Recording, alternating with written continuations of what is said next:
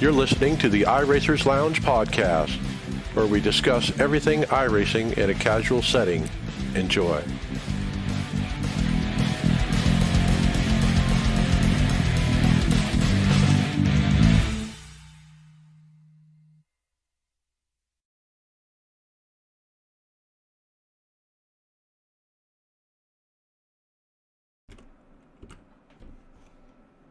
Welcome to the iRacers Lounge. I'm your host, Mike Ellis. iRacers Lounge is a podcast for the iRacer, where we talk all things iRacing in a casual setting. Joining me are the usual characters, David Hall. School's out for the summer. Greg Hectus. I still have to work. And I bet Tony Groves has to work too. Yeah, he does. I ain't singing about that. What's up, fellas? All right, welcome. On the show today, we'll have Evan Pasoko joining us to cover the eNASCAR Coke race at Charlotte Motor Speedway. The Porsche Super Cup's penuplet, oh boy, race of the season was at the Monza, which included a Save of the Year candidate. We take a nostalgic back to 2006 with a Tifosi teammate and check out a rig perfect for the upcoming vacation season. And remember, you can follow along with us on your PC or mobile device in real time as you listen to the show and see for yourself all the great topics and products that we display by visiting iRacersLounge.com and selecting show notes. We hope to see you there. Sim Coaches offers the realistic sim racing equipment you need to win more races online. It is designed for real racers. Hydraulic construction makes them feel just like the real thing. High quality construction, 100% leak proof, and lifetime warranty are the key features with these pedals. And they look absolutely amazing. Check out simcoaches.com and use the coupon code iRacersLounge to get 10% off your purchase. Simcoaches.com is your ticket to feel like you're actually sitting behind the wheel of a car. Drive harder and stay on the limit longer. All right, as we Now, kick wait. off top. All right, He go just ahead. We'll cut messaged this he's part out. coming. Evan, Yeah, he just said Okay. he's loaded in. I can cut this little part out then. Everybody live, welcome to live recording.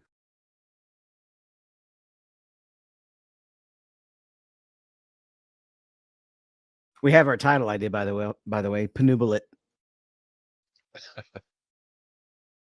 Don't make me say that word again.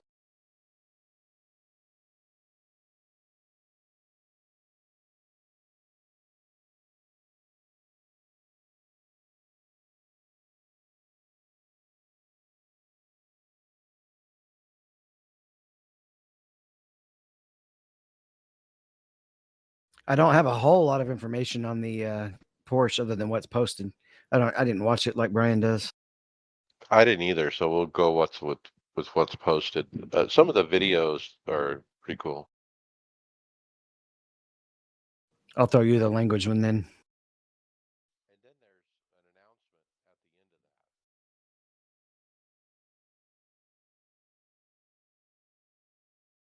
that. Greg, I'll toss you Tony, or not Tony, Alfredo, and then Tony, I'll toss you not top 10, just so we know our first ones. I know I could toss you, but I don't know. I put a lot of weight on since I quit smoking. I'm not sure tossing may be easy.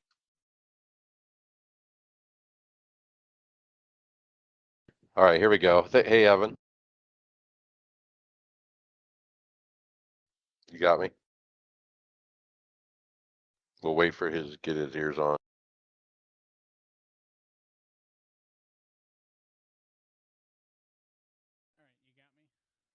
Yeah, I gotcha. Cool. I unmuted the mic, but it didn't unmute, so that was a bit weird. All right, well, welcome. You ready to go? Yep. Sorry for making you wait for a few. That's okay. We already got the intro done, so we're ready. So I'll go in here in a moment.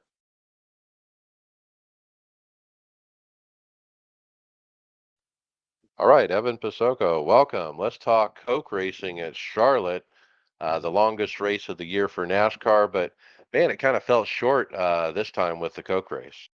Yeah, it's not the Coke race at Charlotte of the past, right? I know last year this race was in line with what we typically used to do, 50% distance, so it was the 300 miler. This year, half that, right? I mean, only 100 laps. Race time clocking in at 58 minutes. That's shorter than most league races on the service, right? So it was a little bit strange, but I don't think that the short distance robbed us of much excitement because it was still a race that involved a lot of drivers coming through the field, coming and going, and strategy, like in the Coke 600, took center stage here in the Coca-Cola 150. Yeah, you'd be surprised that we'll be talking about fuel in such a short race, but let's do it. So early on, it was Mike Conti leading. Some signs of life from Keegan Leahy, who's looking to finally turn his season around. He was currently in P2. And then last season, Malik Ray nearly won this race. He's still showing impressive speed, currently P5 from 12th starting spot, looking for fourth on lap 19. And Conti, somebody who we've discussed, has been really good this year, right? Started up front on pole. He's doing a good job, leading laps early. You talk about Malik Ray. I think it was Blake who mentioned this could be the night, right? I mean, he was so good here last year, finished runner up in that one. He's making a lot of passes early in this race and, starting to think as this thing gets a green flag start to it, all right, well, Conti's kind of the car to beat here. You got a lot of guys coming up through the field. This one looked like it was going to shake out on a green flag stretch through the opening quarter. But we got caution, lap 25. It's Colin Bowden gets loose, and then Mercurio and Clampett wreck trying to avoid it. And then the field piles in from behind, at least 10 cars in that wreck. Yeah, I'm not shocked that you're going to get a big one like this, right? I mean, even though it's not the 550 intermediate package, these cars are still going to be clumped together. And poor Colin Bowden, for the last two races, he has volunteered to be our in-race reporter. We didn't even get to talk to him at the last race because he wrecked out before we had a chance. And then here tonight, got a word in with him after starting P2, which was super impressive for him. I think it was just too loose. He just couldn't get a handle on it on race trim. He was falling back and back and back. And by this point, it had already fallen out of the top 10. Just gets a little bit loose. He overcorrects it. And it's a huge mess that takes out a really fast car in Logan Clampett. And now we go back to restart. And I was almost like, is this the same caution? Because we literally went to caution as the green was coming out. It was an immediate caution for Dylan Alt. A painful rookie campaign continues as he's a victim of that massive checkup. Corey Vincent with heavy nose damage from the contact as well, and we're under caution again. Two quick yellows. All of a sudden, we're thinking, maybe this isn't going to be that green flag race that we thought it was going to be. I don't think anyone's shocked. Like I mentioned with the previous incident, you got to wreck off of a restart, right? That's not really any breaking news in the way that these oval races go these days. But at this point, we really don't know which direction the race is going to go. You had those opening 24 laps uninterrupted without a yellow, and now we have two quick ones back to back, and you start to look back to the Charlotte race from last year, that 200 lap race, had about 7 caution flags. And you're starting to think, all right, maybe it's going to be a race where we don't even get to a cycle of the green flag pit service. And what we're not even kind of realizing in this moment is this is when the strategy play was being made, right? A couple of drivers coming down to the pit lane. We're thinking, oh, it's not that big of a deal. They're going to come in. They're going to top off. You might as well use some tires. You certainly have the sets for a race this short. And then this would really set things up for what would be the rest of the race. Well, absolutely. The guys who pitted here ended up not pitting again, and some of them. But anyway, let's go into it. They get some laps going finally, and they eventually we got 3 wide for P4. It was Vicente Salas takes it for the moment. Keegan Leahy says he's fuel saving, and all of a sudden we're realizing this could be a fuel mileage race, as you were talking about. Since announcing his plans, he has fallen to P13, 41 laps to go. people saving fuel from the second some of those drivers got off to the pit lane, right? And there was a little bit of variance in the strategy. Some of the drivers pitted on that lap number 25 yellow. Some of them pitted on that second caution flag. But, even on that first yellow, when people started saving right off of the pit lane, we're starting to think, how close is this really going to be? Keegan Leahy, notably, of course, saying that he's saving fuel. James Pike was doing a good job on pit road with us, kind of informing us that some of the chatter was going. And again, admittedly, at this point, I wasn't too sold on the pit strategy, angle of this race, because we had just seen 2 yellows in 6 laps, and I'm thinking, well, it's not going to matter. There's going to be a yellow. They'll have a chance to either come down to the pit lane then or just save some more fuel under yellow. But then as this race starts to play on, you really have drivers saving fuel, losing position. Some drivers saved early, others saved later. And, as we got deeper in the race, it started to become clear that, not everybody was going to go to the end of the race. And then the question turned to who's going to pit and who's not. Yeah, and so the people that decided to pit, lap 67, Vicente Sales, Femi Olat, they started it ducking on the road under green. 69, Graham Bolin, Mitchell DeYoung, Taylor Hurst, and others pit.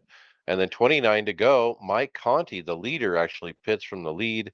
And now Casey Kerwin takes control.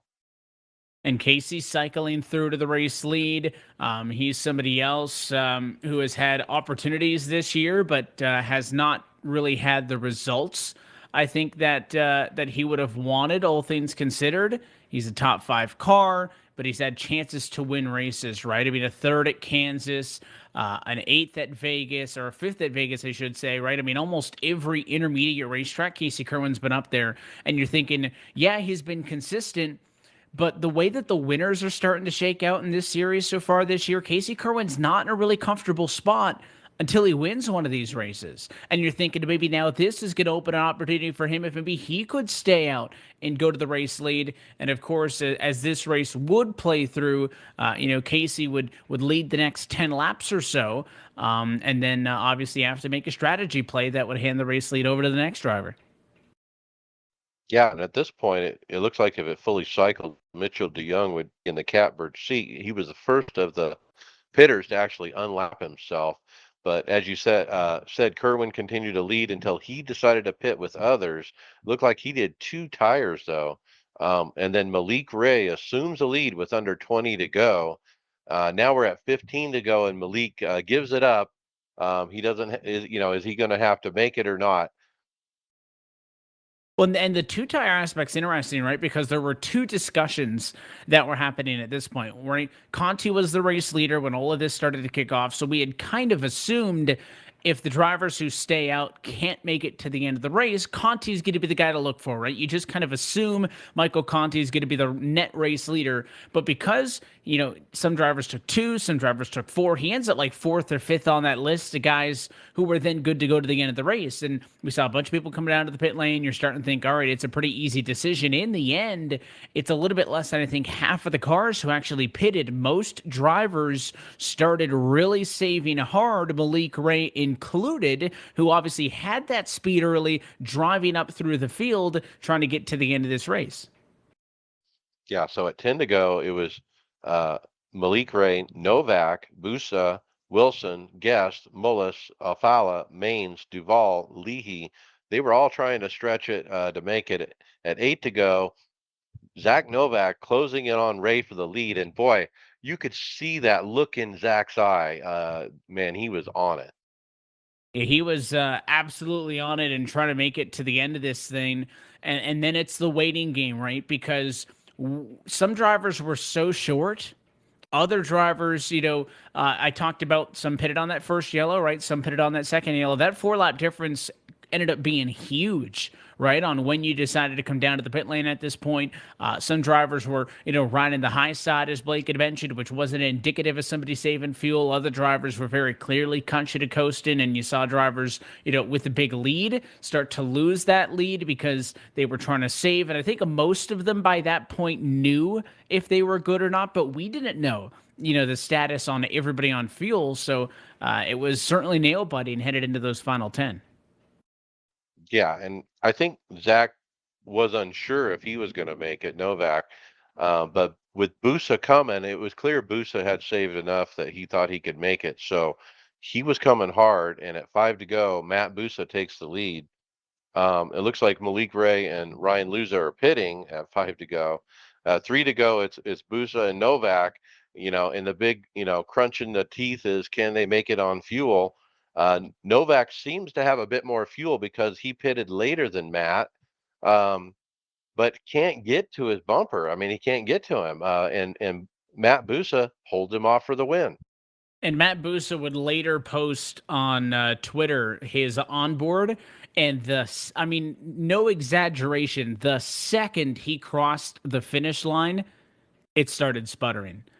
So I think he was a little bit worried that it may have run out at a 4, but I think the pressure from Novak, who again, as you correctly mentioned, was better on fuel than him and was kind of no doubt about her on being able to make it to the end, he had to go. Right? There's no situation there where he can save that extra quarter lap with Novak pushing. And if it ran out of 4, it ran out of 4, but he was able to make it those extra 400 feet to the start finish line. It's a great opportunity for Zach Novak to try to return to victory lane. Of course, we mentioned on the broadcast, looking to get back into victory lane after quite some time since he won a championship several years ago. But in the end, it's Matt Busa, who is so very impressive, heads to victory lane and gets the race win at the Charlotte Motor Speedway, and a great win for the Kyle Long-led Mode Motorsports team, which is big for him. He was, somebody who we don't talk a ton about, but I mentioned Kerwin, who's been so good this year without a win, kind of in a precarious position. Busa was in a very similar spot. He entered the race Tuesday night as the highest running driver in the championship without a race win. That race win is huge for him because some guys were talking about, yeah, they have a win, but we still have 6 more regular season races after this, right? There's only 4 spots on points. So there is, like last year, a chance we have more winners than playoff spots. So this win is huge for Busa because I would consider him a lock. Not only does he have the points, but now he has the win to go with it, and Matt Busa is going to have an opportunity to fight for the championship in 2022. Yeah, absolutely. Somebody on Twitter pointed out this is win number 5 of the season for Team Conti on the back end teams. That's very impressive for those guys. Michael Guest, Blake Reynolds are putting the Beaver Esports team back on top of the team standings. And Steven Wilson does lead the overall points now. And of course, defending champ Keegan Leahy finally has a clean race. He gets his first top 10 since Atlanta back at the start of the year, and his 8th place finish tonight, the best to him all year. So Leahy gets back above the top 20 cut. That was a very competitive segment of the field because, Vicente Salas, Donovan Strauss, Dylan Duval all have sub 20th placed finishes. They dropped below that relegation bubble. It was big nights for Leahy 8th, Brotherton 12th, Alfala 5th, who jumped from under to above that cut line for the top 20 in the championship. And I want to give credit to Jim Beaver Esports, who you referenced. What a run it's been for them, right? They have not been the team that has historically had first pick at drivers, right? The draft in the first year was one thing, but since then, and we've gone to this free agency thing, it's tough for a Jim Beaver Esports to compare with Stuart Haas Esports, right? 2311 Racing, Junior Motorsports, Joe Gibbs, Williams Esports, right? It is tough for Jim to compete with that.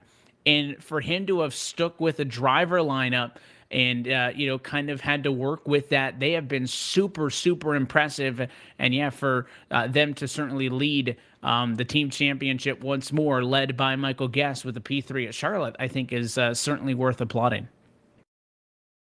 Yeah, absolutely. Obviously looking at the points, the other people we haven't really mentioned, but are in the mix: Corey Vincent, Taylor Hurst, Garrett Maynes, wrapping up the top 10 in points, and looking good. So what do we got next time? 2 weeks from now, right? We actually don't even need to wait a week. We're going to be back at it again next Tuesday, and it's going to be another Coke Series first. We talked a lot about how those firsts are impacting, this series as of late. Talked about the Bristol Dirt Race a little bit earlier this year, but we're going to head to the outskirts of St. Louis to Worldwide Technology Raceway at Gateway for 120 laps of racing there. First time in Coke Series history. And the 120 laps, I just wanted to mention because I was looking at the NASCAR calendar this week, doesn't sound like a long race either, right? I mean, 100 laps at Charlotte, Gateway is a little bit smaller, 120 laps kind of fits in, with what we've been doing on this schedule. But the actual Cup Series race at Gateway is only 240 laps on June the 5th. So this is actually a 50% race, despite the fact that Charlotte, their race was, a 25% race. So I don't think that's going to make the race much longer as far as how late in the night will go. Still not that long, but I did think it was interesting noting that we're going to go from a 25% length race to a 50% race. And we really don't know what to see, right? This racetrack is very flat. You can compare it, if you will, to the likes of a combination of a Darlington and a New Hampshire, right? It's got the shape of Darlington with different sized corners, but the flatness of a New Hampshire Motor Speedway, which doesn't often make it onto the calendar with much regularity in this series. So, if you're good at a Martinsville, if you're good at a New Hampshire, maybe you're going to be good at Gateway. We have to assume, you mentioned how successful Team Conti's been this year, that their cars are going to be good, but this is a very one-off race. There's no track like this that we've been to so far. We're not going to visit another racetrack like this later this year. So it is kind of an outlier and falls at a very critical point in the season for round number 9 of 14 on the regular season. Well, I'll call it now. We're gonna have another new winner, Garrett Maynes. He's good at these flat ovals. We've seen him, kick some butt at Martinsville and places like that. So he'll do real well, I'm sure. I'm not going to argue on that one. And you look back historically at some of the other racetracks. I talk about New Hampshire doesn't get on the calendar a lot. Jimmy Mullis, though, won that race last year in this series.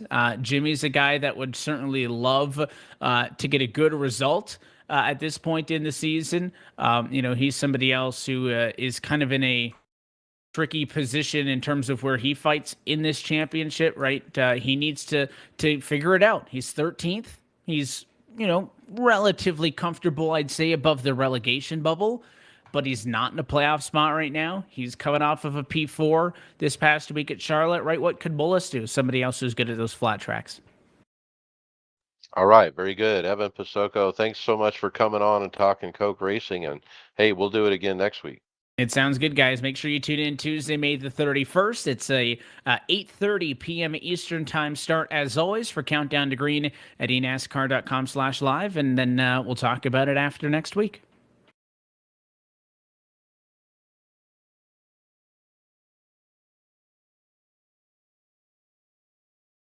All right, we had some Porsche Super Cup action to kick off the topics today. Sebastian Job, he took the win at the Porsche Tour Hag Series Super Cup race at Le Mans. It was his second victory of the season. Diego Pinto finishes second, and he solidifies his hold on the championship lead going into the final of the race of the year at Monza, which is in 2 weeks. And he's got a comfortable 488-point advantage. And looking here at the first tweet we have on the script, it was Sebastian in first place with Diego in second, and they were followed up by Jeremy Budalup, Alejandro Sanchez, Cooper Webb. Nope, Alex. I forgot who Alex B was. I didn't open that one link up. Cooper Webster. Yeah, Good that's job Cooper on the Webster. work. And then I guess Alex B and Cooper Webster are the same link. That's weird. The links are broken, so I don't know who Alex and B is. So sorry about that. It's going to the same. The Twitter link is going to Alex Cooper's website twice on Twitter. But they got one race left. Now, Sebastian, I mean, you can't get closer to a spin and win than this. I mean, when you look at the next tweet down, we got a video of the race winner getting sideways because they're all grouped together in a clump, and he got touched, and the car turned all the way, perpendicular to everybody else. Another car hit the nose, which turned him back straight. He was able to continue the race and obviously win. That's a great replay. That was crazy. Because that's at the fastest spot of the track, too. Yeah, they were hauling right there too. And you know what? If that other car wasn't there to turn him about, man, he would have lost it for sure.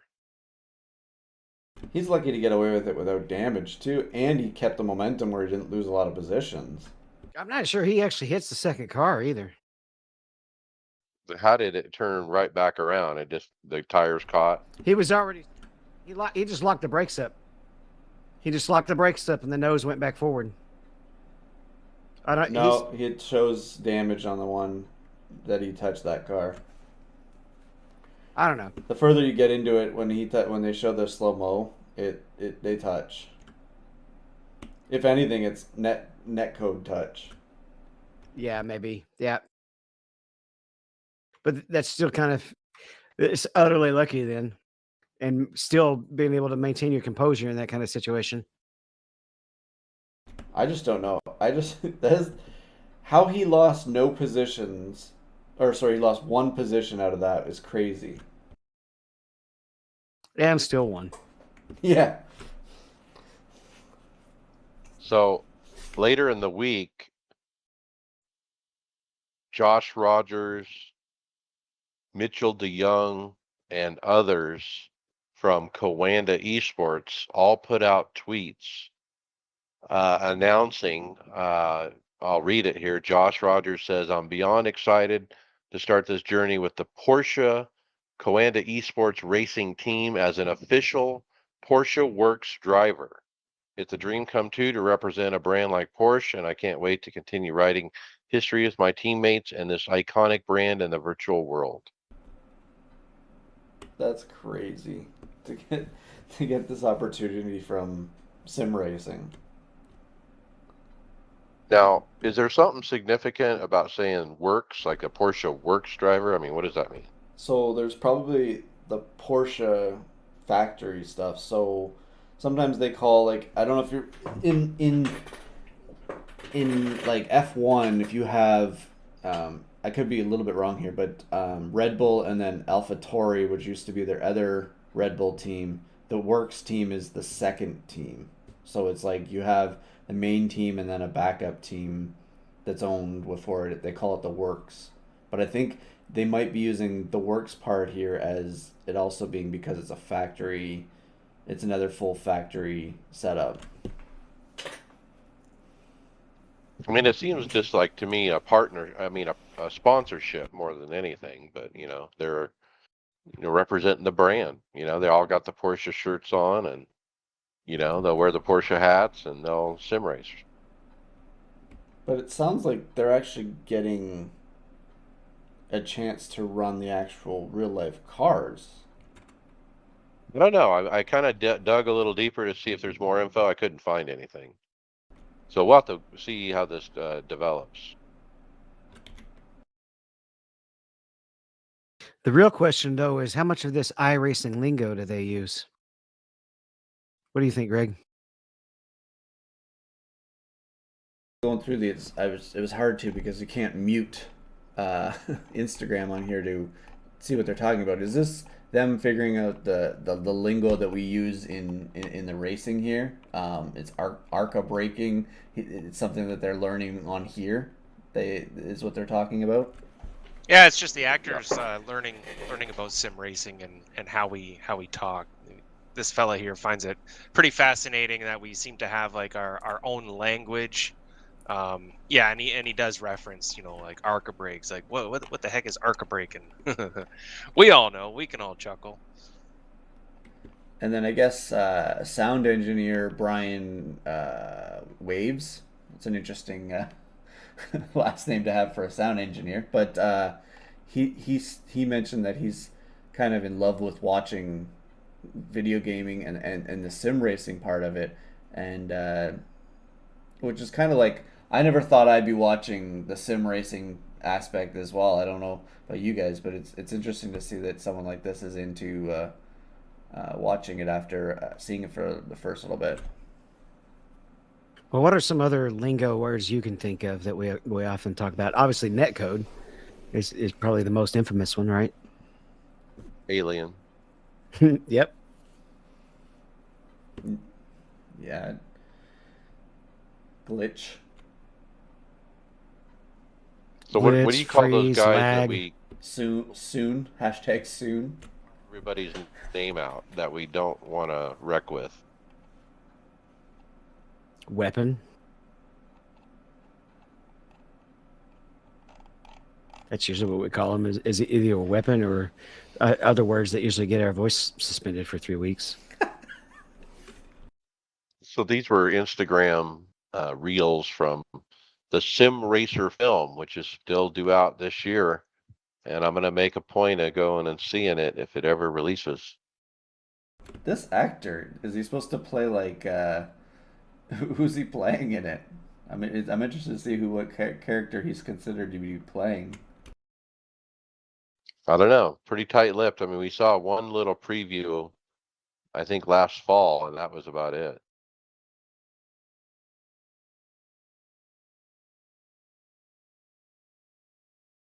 Yeah, in fact, I did just get through the clip. He literally only talks about Arca Break.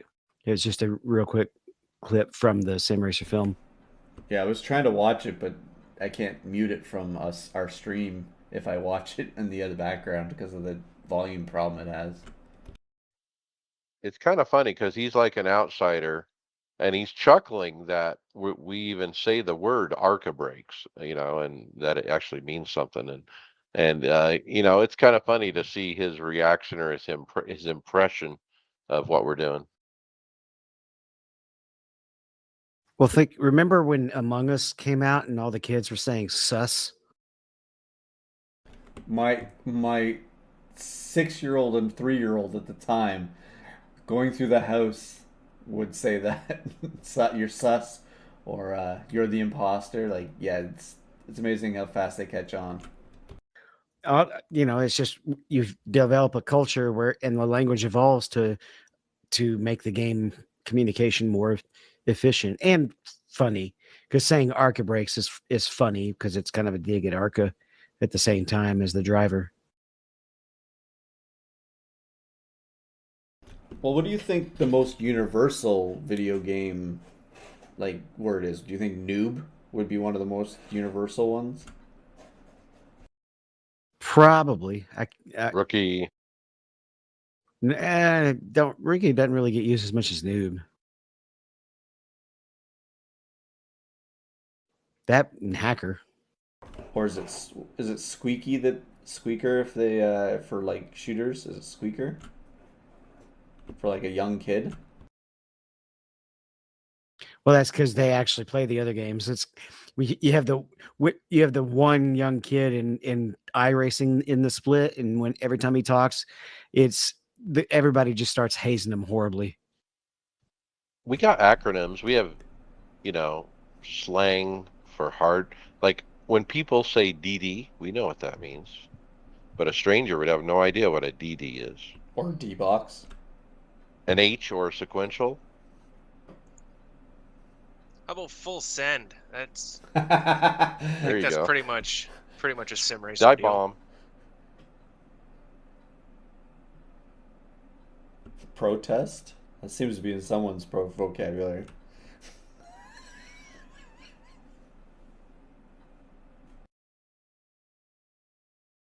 Well, we'll get this ball moving, or this whatever. The next topic, if you want to hear some good iRacing lingo or maybe some good tips and tricks, Fast Pasta's put out some more iRacing tip videos. Yeah, this is two of I think three. I don't think I got the one on here, but how to set up and complete a pass. And what I like about these videos is he keeps them short and sweet. And so most people's attention span is pretty short these days, and it fits that. He basically breaks it down of trying to set the guy up by picking a different line. Maybe enter a little higher, and then you cross over and go underneath kind of thing, that kind of thing.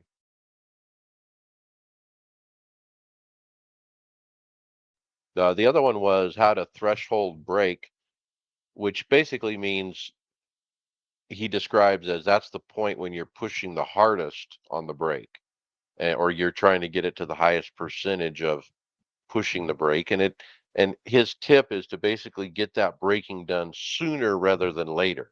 Don't slowly start braking. He was saying brake hard first and get that car down to the speed it needs to be. We've covered this tip before, particularly with road racing, because it's called, if you were to look at your telemetry, you want to have kind of a wedge shape in your brake trace.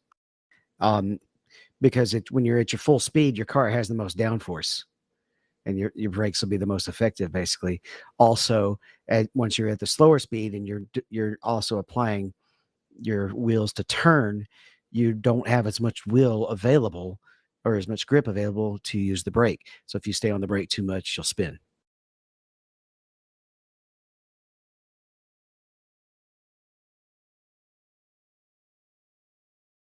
All right, Anthony, tell us a little bit about the not top 10.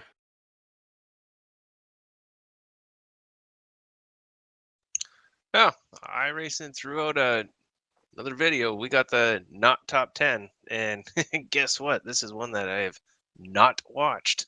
Watched all the other videos. This one kind of skipped by me. That first wreck takes care of a lot of it. That sums Yeah, up. just watch the first one. That just sums it all up. That's just life in iRacing. That Dover wreck is so bad. That shouldn't be the So- first one. That should be number one. Well, that didn't take long. Yeah, that's Oh, number all the racing for the last couple weeks. number 9. He puts it in reverse on a standing still start. Whoops. Oh, and then number 8, Oh, live watch through here on the show. the adding of the effect of an explosion into it makes it even much better. The sausage top is pretty funny. We got a nice pile up at the Nürburgring. So now I'm going to go into number 5 because you have to listen to the audio part of it. So they're doing a broadcasted race, and Zach Johnson gets a live phone call from his brother who's in the broadcast booth. And as soon as he goes to answer the call, you can see his car veer off, and he basically causes this huge wreck. That sucks so bad. Been there, done that.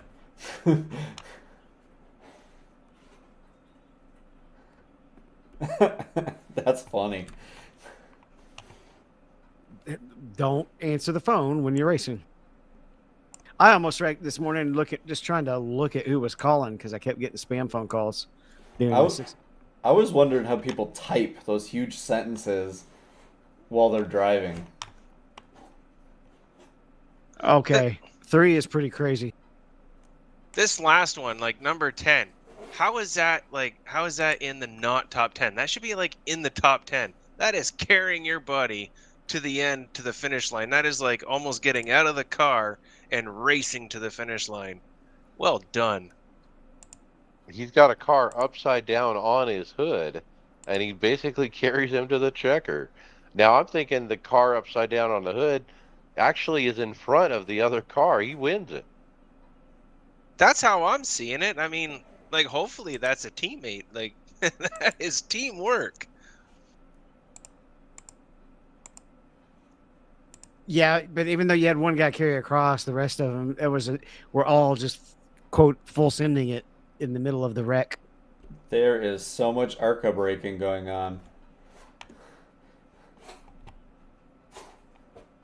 Do you That was a even good know video. how to caution?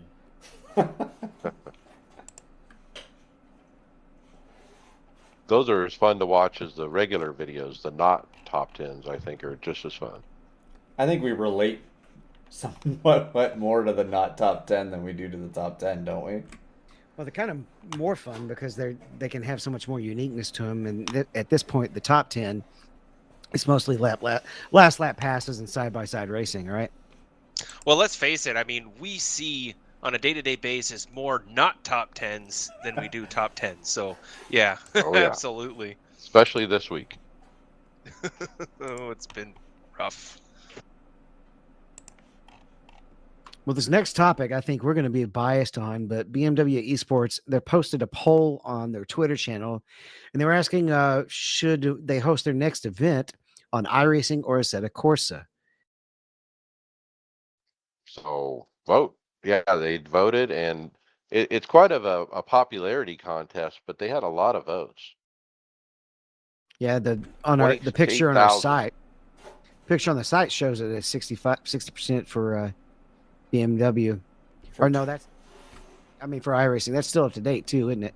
for almost 28,000 votes. 28,000, and iRacing got 60%, and ACC got 39%. I mean, even to, if you think of iRacing's footprint compared to ACC's, that's pretty big. For both. Well, if there's anything that supposedly ACC is a little bit better at, it is specifically the GT cars, right? But That's what they specialize in. because we had a former teammate who came through, and the very thing he liked over iRacing better than ACC was just as much as we're talking about the not top 10, there's more of them on the ACC side than here, and it just doesn't have as good of a pickup race session, where you have an official race every 2 hours and such. So Twitter has spoken.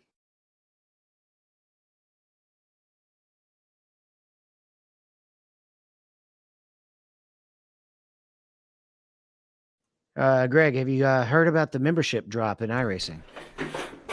Well, and I'm guessing from what's the member R.E. Samuelson posted that there's been a 2.3% drop in membership for iRacing, but it's still at a strong 9% increase year over year. And looking at a lot of it, I mean, I don't know when he's pulled his data, but could most of his data is it coming right here when we go into the summer months where we always see a dip, or I'd like to see when it was pulled for it, but you're gonna lose customers here or there all the time. I think it was just the May. Yeah, the drop was for the month of May. Oh, okay. They're 9% up on the year. There's a couple of quick replies that really sum it up really succinctly. Summer starting, pandemic ending, so we may get it back in October, and then just right down the road, somebody pitches in that people are just having to cut back on everything because of inflation. Well, and the other thing is, do we have more expectations of like obviously 9% is a good and remaining strong per year. I mean, we got a big boom at the beginning of the pandemic. We don't expect it to ever keep going that way again, with a huge increase like that. But at 9%, that's still a decent percentage per year. Little growth, I think, is good. If it stays flat or good, a decrease is a little alarming, and 9% is kind of a big number, but it's probably just, like you said, the summer and the economy and the inflation. Now, I'm wondering too, like, I felt in the last little bit, I've just been looking at some of the stuff. The content in the last build and stuff like that didn't seem, on my end, it didn't seem the greatest. So I don't know anybody else's feelings, but sometimes some of that can knock people out too if they're not a great release too, or things like that. But I think what David pointed out there too was this economy and everything that's happening right there is definitely probably the biggest factor in all of this.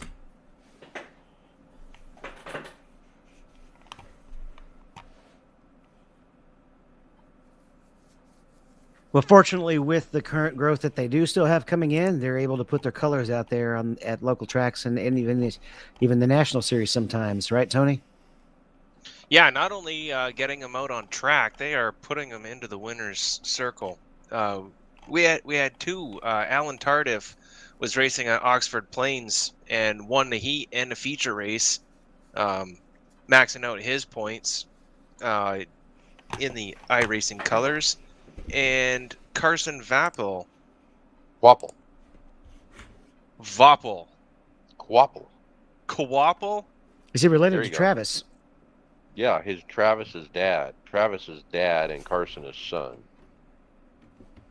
Well, he celebrated in good fashion for his 19th birthday by scoring a win at Franklin County Speedway.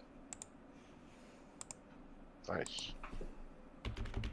I posted a replay last night of Carson Quapple at Millbridge in a dirt midget, or not a dirt, no, a dirt sprint, flipping over and over and over like a 5-barrel roll. He turned out not getting hurt, thank God, but that was quite a scary ride for Carson Quapple. Now notice this is a pavement late model that he won in, and now he's running dirt, so Carson's all over the place.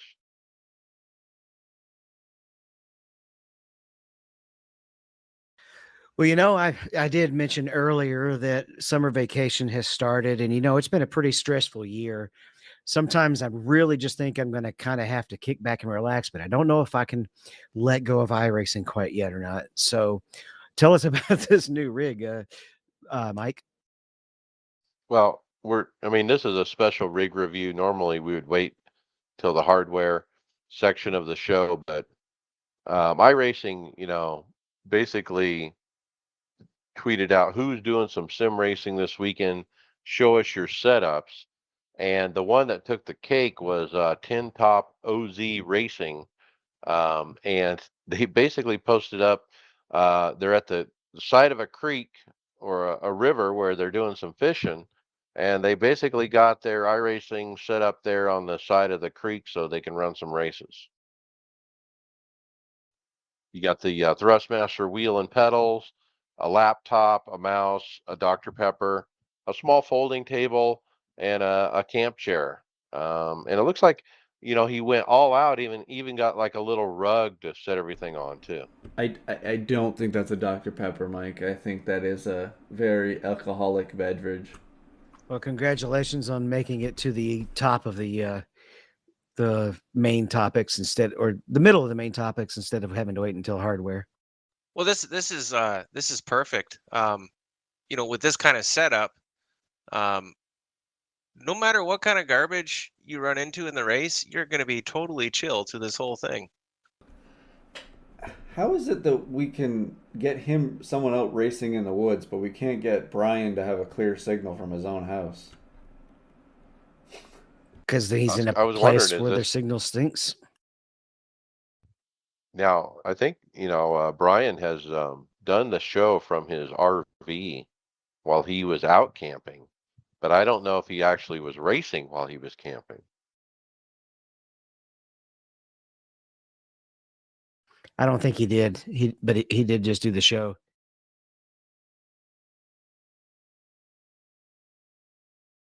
Nice setup. David, this next one, I'm going to throw it to you because you're pretty passionate about this, you and Adam. I was going to go ahead and take this one because, we know that you can go into the display options and you can click hide card numbers and make the custom number paint show up. All right, cool. It's pretty neat. However, I don't want to check it when I'm in official races because if I'm about to pass the 2 car, I don't want to see an 80 on their car. And that's why I don't have it checked. Yeah, if you click this button, it shows their complete custom paint. So, like, we'll go ahead and call out Adam. He's a teammate. He will not run the numbers in the new location. Okay, so his custom paints still have old school cars. He's stuck in the 70s, back in the good old days NASCAR. So he hasn't even made a non-custom paint. And as a result, if you don't click this button, you don't see his paint at all. So I'm not going to click this button for official races. And it was becoming kind of a hassle with the league racing on Mondays because I would I would still not be seeing anybody's custom paints in that race where everybody does have the custom numbers because they have assigned numbers. But you can click this button in the league settings for each race you set up as well, because they actually tested that Monday and it worked because I saw Adam's paint. But then as soon as I got in an official race after that league race, I was back to seeing the correct numbers. Ah, so the trick is the league admin to set up the room that way, right? Yeah, and that's what we figured out. I figured this out because I hosted a Le Mans race for Sunday night, right? Or an a Le Mans scrimmage with like 6 people. But Fest. yeah, we turned the live cautions on, and I guessed the number that I thought would be the number of cautions, and then somebody started just wrecking right off the bat and racked up all the cautions by themselves. That it was like 18x. It was ridiculous. But I noticed that there was the option to click that in the league settings or in the hosted settings. So I asked Jeff if that shows up for league races too, and he said yes, it does. We found it, and so now they're running it that way. So you can see the custom paints for a league without having to get into without having to worry about unclicking it as soon as you go back into official racing. Very well done.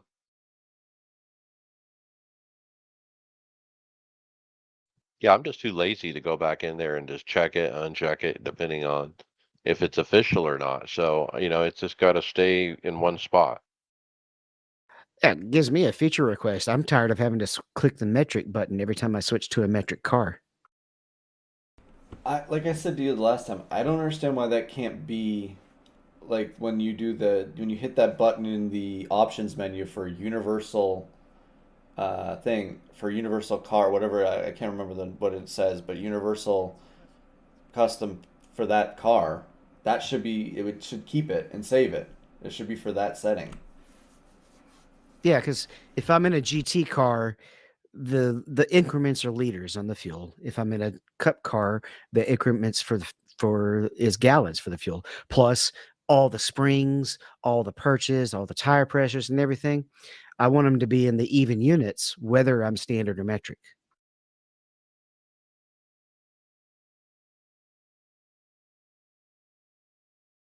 What I don't want is to have a lifetime ban, Tony. Oh no, you do not, sir. Not this way. Yeah, people like this one, yeah, they don't deserve to be um on the service at all. So basically, what happened here, is like I don't know, some road car, GT3, maybe. Um, Yes. thank, nice. Um, Gets himself into trouble. It's like a turn one type shenanigans. Everybody's vying for that one spot in turn one, and he gets caught up in it.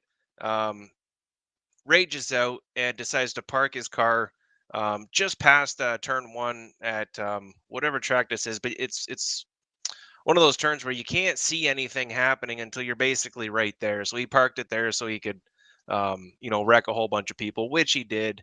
And then he proceeds to do it again to make sure to collect as much of the field in that debacle as he could. Yeah, he pulled it out for the leaders to get him. The leader got by, but second place nailed him.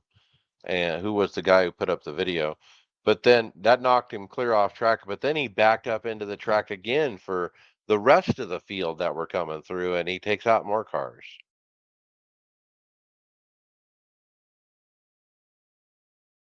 So, what does Nim Cross? I mean, if this guy didn't post a protest, I mean, does Nim Cross go researching? Like, can he go find the race results and figure out what name is on that car number and write this guy a protest? If that guy doesn't get protested, then there's a bunch of wusses on that in that server. Yeah, at least one person would have protested that. I just can't believe what they think they're gonna accomplish. Like you're gonna. There's just they're too unlikely to have something happened there. Why would you even think that that's okay?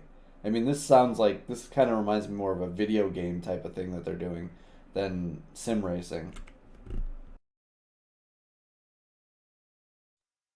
So the pile up in turn one and lap one, that's kind of normal in a lot of races, especially if you're towards the back of the pack. But you're supposed to exit out or just get back on track and go, but not park it, perpendicular on the track and wait for the field to come around to wreck into you. I mean, this is kind of a major deal. You don't do this in iRacing. This isn't a video game. Yeah, this is probably like one of the most blatant, obvious, like, what are you doing, man? Exactly what you said. This you do this in like the NASCAR video game. When you're playing against the computers, you don't do this to other people. It's not what we're about. And could you imagine if you actually did get the reply, the form letter reply to the iRacing that says, we don't think this guy intentionally, blah, blah, blah.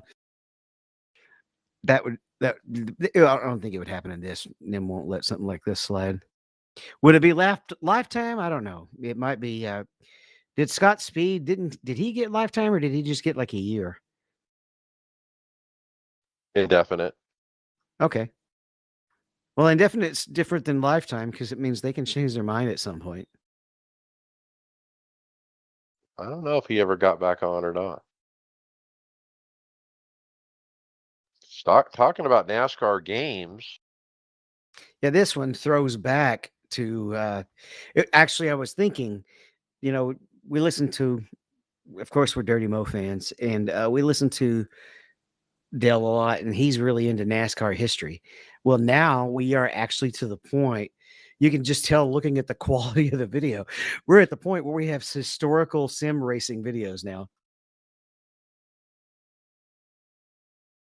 Yeah, that's what this one is. Teammate Tom Dreiling posted this blast from the past of his first win, broadcasted win in the Sim 500 at Bristol in 2006. I presume this is NASCAR '03, but It's either that or it's R Factor. I think he said 20 or NR 2003 is what he was saying when he was in the messenger. I mean, can you say netcode? Look at how these cars are juking about, left and right and all over the place. It's crazy. It's amazing though what we used to run, and we were acceptable graphic wise, right? I look at games that we were like, oh, these graphics are so good, and then the further we go and go and go, it's like everything looks so dated. Yeah, but So a couple things. Sim500.com, it says in the top, they're still very active in iRacing. In fact, they were just trying to recruit me to run on Tuesday nights. and I feel like when I watch the video, I'm watching an old VCR tape. Yeah, 8-bit or something. I called Tom an old man because I saw this. And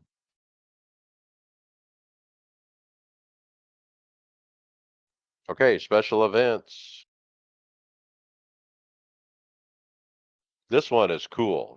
I'll say this one. SCCA runoffs are coming to iRacing in October of 2022 as a special event.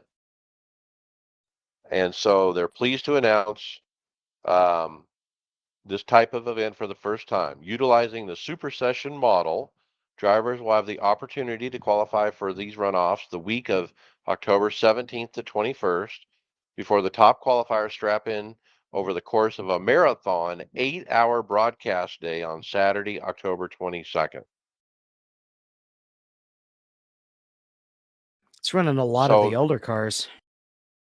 it's all different cars that they're running. So each hour is a different one. Formula V, then the Spec Racer, then the Miata, then GT1, and then F2000, GT4, Mustang, touring cars.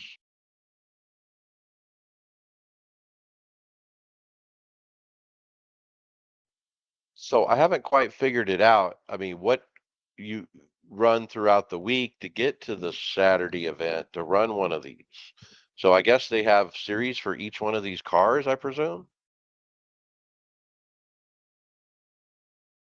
I don't know. We'll have to look into it and find out more details later.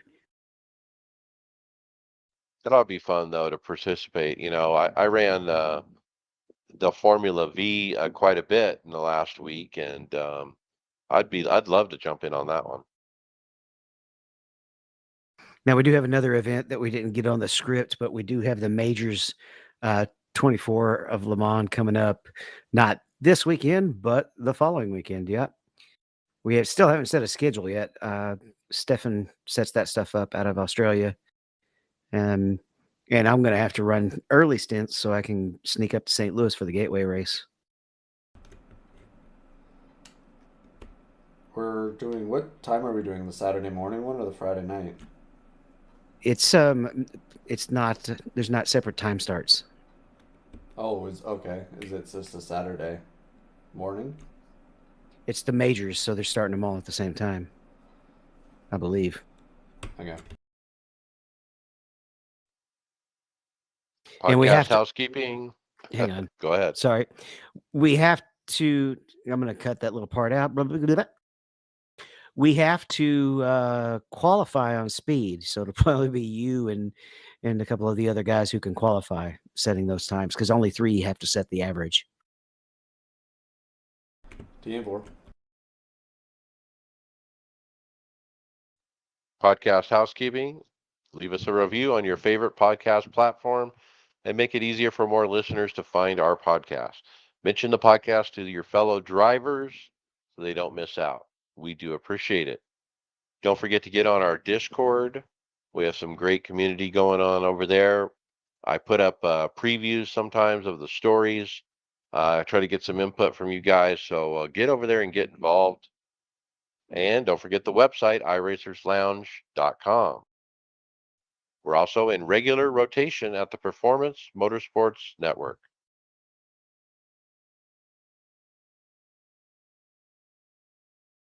Well, we didn't have fantasy last week, but does anybody want to talk or take this a chance to spread some praise for the All-Star race this weekend? Burn Texas down. Praise? So Yes, Jeff I would. Gluck. I'm sorry, Jeff Gluck did his normal survey, and I think this scored the lowest race ever since he's done it. 11% said it was a good race, and I think those 11% were drunk. Sounded like that guy that called in and did door bumper clear this week that had gotten into it a little bit too early. They were either drunk or they were Canadian. Hey, easy. Don't hate The us, guys- man. We didn't put on that pile of garbage. The guys in the tower were drunk. I was gonna say everything's bigger in Texas. Even when they have shitty races, they go big. And everything is nicer in Canada. That's kind of where I was trying to go with that. They just didn't want to hurt their feelings. Well, I tell you one thing. I'm sure glad I didn't have to pick a fantasy for that. I would have picked Blaney's door net or window net. Man, I was fired up at the end of that race. I was so mad at NASCAR. I mean, I was steaming. I was steam pouring out of my ears over that. To restart that race with that window net not secure was the most BS thing NASCAR has ever done. Well, I had thought so too, and then listening, I think it was door bumper clear. They kind of reminded me about the Jeff Gordon deal, and it's pretty close. Like Jeff Gordon didn't, wasn't such a safety concern. That window net that could have been really, really bad. Did you know? I don't know if you noticed, they were talking about the Jeff Gordon one, but the one thing that they did not mention, especially on when they had Jeff Burton on, they did not mention that when they put the restrictor plate on the cars at New Hampshire. That was one of the worst races ever, too, when Jeff Burton won it leading every lap. Well, a lot of people are fired up about the fact that they could have brought him down and let him put the window net and go back up. But no, that's breaking the rules. Well, I don't think it says in the rule book anywhere, everybody go get your backup car because the whole field wrecked either, which is something they had to do one time when a new situation came up. Yeah, but that was an all-star race as well. And so was this. So in the spirit of Blaney should have won the race, they should have let him come down and come back and take the lead back. I think the easiest thing was summed up too by Dale Earnhardt Jr. when he said, "You wouldn't have the window net problem if they would have just took their finger off that damn button for the caution. There was no need for it. They wanted a caution, but they should have never thrown it." And they owned up to that part for sure. But when you're coming to that last lap, you really should be thinking about, is that caution going to affect the guys coming around? Do you have, you have to throw it if it's such a hard hit that they need to get the safety crews, but the guy was rolling. So just like you said, it was an over trigger happy call.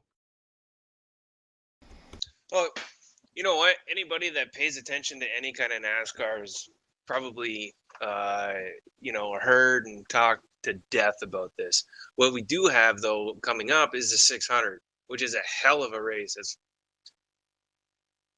kind of like, well, it's severely unproven with this new car. Tires. That's like, how are these boys going to manage that? Well, and Charlotte was one of the tracks they tested the most at, was it not, with this car? I mean, that was obviously the original version of the car, but Charlotte got a lot of testing done with it. Well, the teams have a lot of room to play with their cambers, and they're playing too much. They're going over the edge. So, tires have been a major issue, and that's not obviously on Goodyear, has been well talked about. But then playing with pressures and all this other stuff. So if they have like a limited amount of sets of tires, do you think could be a factor this week? I would say only if there's more wrecking, but most of the 600 goes green for a long time, so unless tires start blowing and causing more cautions, you're only going to probably get the stage breaks at the, 100, 200.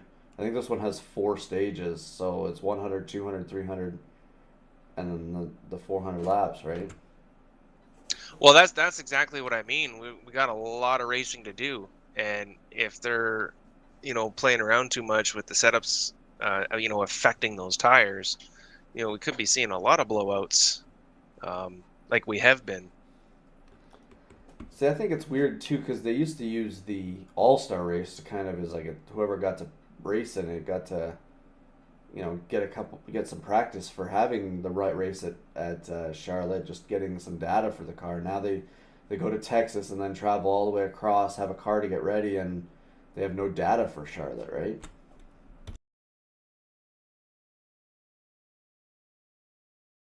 So who's your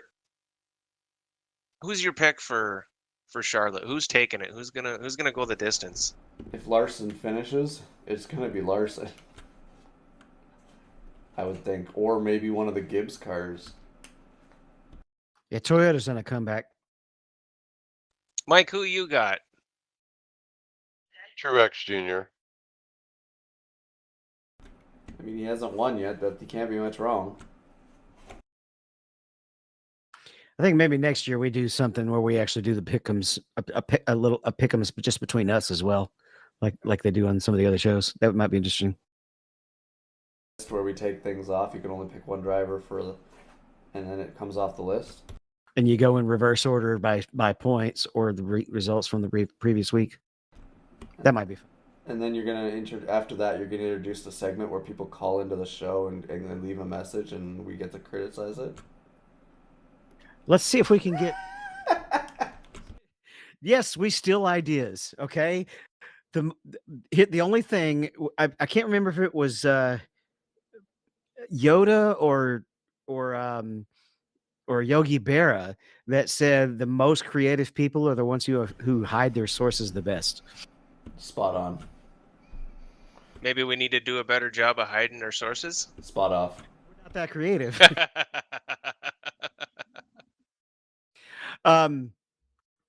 No, that would be funny. We could get Kyle to set something up on Discord where they could actually drop in voice messages, right? Or just do a Dropbox kind of thing where they just record it on Audacity. Next week we're gonna have YouTube Live where the guests can. Oh, we're YouTube Live right now, and there's just how busy is that chat? Exactly. Spot off. It's almost as busy as my streams.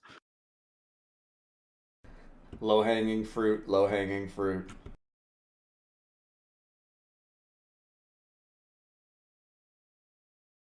All right, let's turn the key to the hardware with a turnkey button box. And we don't mean that it's something that's just inserted in and ready to go. We're talking about a box that a switch that you actually turn the key. So after several requests, the folks over at Leading Edge Sim Controls, they're happy to announce that they will be offering a real key ignitions with their button boxes. If you would prefer the key ignition over the standard push button start, you can include it. And it's included in the checkout on the site. Now, I guess this will be pretty cool for like maybe sports cars, but there's no key in a stock car. Oh. Now, this guy, we've talked about him before, leadingedgesimcontrols.com. He basically specializes in trucker button boxes for those trucker games. 18-wheel shifter. American Truck Simulator or European Truck Simulator. Yeah, so he's got some nice boxes for that. At the bottom of the page, he does have a sim box or a sim racing box that looks very similar to stuff that we normally see. Yeah, it's pretty similar to a DSD design, except it's got 4 rows instead of 3. Now, what if your wife takes the keys to your rig? Does that mean she's going to make you go do the yard work before she gives the key back? Oh boy. Davey, you don't have to worry about that. It's okay. You have to worry about it. But yeah, I mean, you have a key to start the whole thing and you can't race it without it. That would be kind of weird. What? All you have to do is click auto start ignition, right? Or you just reprogram the button. Oh, okay. Yeah. Unless you're running, is it Old Bastards that runs absolutely no assist, so you stall the car out? Yeah, we have that in the Get Her Done League. When you spin out, you got to hold the rubber, hold the clutch, and like it's kind of annoying when you're spun out and you're trying to not get hit by people and you're stalled. Yeah. Plus, if you have your engine turned way down, you don't even know you're stalled.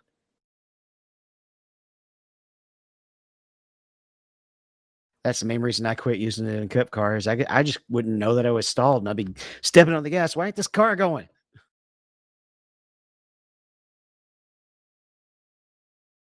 All right, next one, Mike. We've got some sim coaches gear. Yeah. Well, we got a article here just from Digital Journal describing why sim coach pedals are very sim specific with their hydraulic.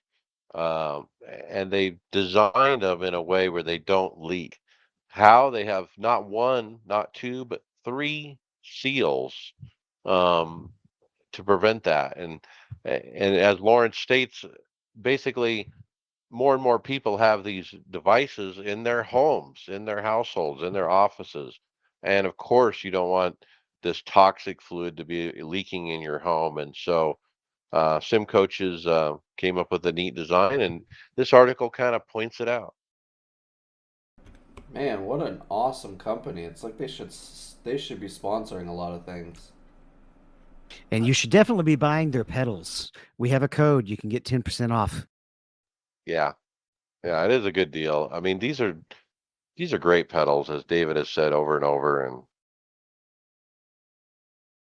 I was running a Daytona 24, not a 24, but the European series is there, and I ran there this morning, and it blows my mind how much deeper I can drive into turn 1 and not spin out.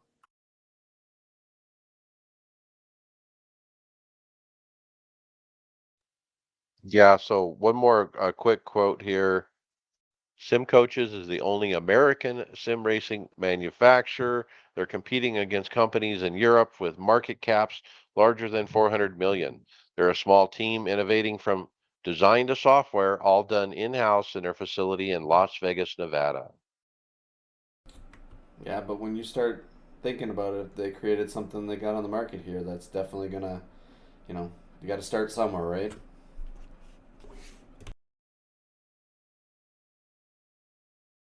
Pretty cool. All right, Greg, you like to look at the rig reviews. Have you had a chance to look at the FGT from Next Level? Yeah. So this is the next, their next, or actually, sorry, this is one that's been out for a while that they're saying, it's their budget sim rig. It's, I think, it's one of the more simple rigs you can get from Next Level Racing in general. Like it's just a simple seat on a square. Would you call it a square tubular frame for it? But and it it's pretty. It's a pretty piece. Sorry about that in the background there. It's a pretty basic rig, but at least you got movement of the seat. It's a $500 rig. I like how he was testing the flex on it with the shifter there by standing on it. But they are testing it with a direct drive wheel here, and it seems to be holding up pretty good. Well, if I'm not mistaken, I think Scales runs this type of rig, and he's got his AccuForce. That's what he's running, and he says it's pretty solid. Doesn't flex at all. You mean the one race he runs a year? Yeah, but for that one race, it's flex. I mean, Uh, this is the same design that my old rig on my Oboe Revolution kind of was. Same kind of material and stuff. Except this one in the F1 seated position, right? it's got both. It looks like it moves, doesn't it? It's like GT F1 style. You can have a GT and F1 style. But I think the thing with it though is I just it's kind of reminds me more of like a tabletop with a basic seat. It will definitely beat an office chair and desk. And a play seat garbage. Hey, Playseat got me here for a while. No, Playseat is, you're right. But you did at least have a play seat that didn't block the center post, right? No, it had a center post. Ugh. That's right. You were being beaten by a center post for a long time. This is I wanted to see your face there. Beaten where? On road courses? this is comparable to Placing, I think. I mean, but it's a little bit better. Well, it's better, and the price is much better, right? Like this is an entry level rig. Like you spending $500 on this thing, it's worth $500. It'll get you there. That you want that play seat garbage and spend too much money on it, and it's got a middle post. Well, and most times you see a budget rig where something like this, sometimes it doesn't come with a seat. You got to add the seat too sometimes, and then it's another cost on it. So, $500 all in, yeah, I'd take that if you got a budget.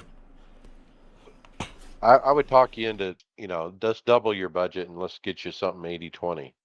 Oh yeah, that would definitely be the actual way of doing it. But Yeah. in this economy, with the percentage of people in iRacing going down slowly, I mean, sometimes you can't afford a lot. But you might say that you ultimately get what you pay for. So let's forget about talking in budget, including all of the kind of budget direct drives we've been covering lately. And let's jump right to the SimCube Ultimate 2 with 32 Newton meters of torque. All right. Mike, I want to see you run this one at 100%. Oh, this wheel's been out a long time, but we need to talk about it because It is the best wheel as far as that goes, isn't it? There isn't one that has more power. I was gonna say, does the 2 stand for the 2 thumbs that are broken on it, your fingers all the time from running something that torquey? Look at how long it is, though. I mean, it's just long. I can't believe how long it is. Well, that's But because, like it's a steering box by day, and by night it's operating heavy machinery. Like, this thing's a bloody monster. Yeah, to retorque wheels and stuff like that with the amount of torque it has. 3,130 euros. Just the base. Oh, but they have a deal. They'll throw in a wheel to go with it. But you also get the like it's a whole package, Mike. You've get the well, the controller box obviously, but like a shut off button, and it looks like you've got a couple of different like wheel adapters. Well, not quite quick releases, but they could be.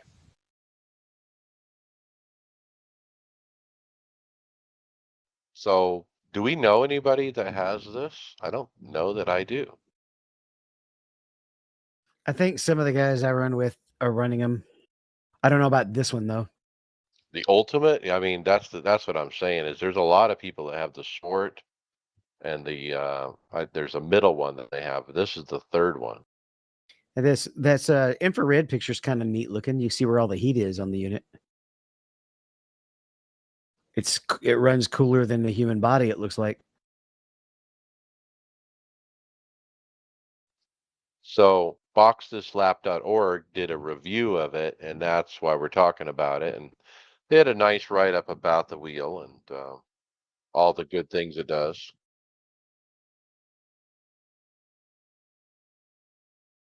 And we're actually talking about the base, not the wheel. It's quite a neat review. He's got high-res pictures, text, everything. He shows the package, the unboxing, and then, different profiles of it as well.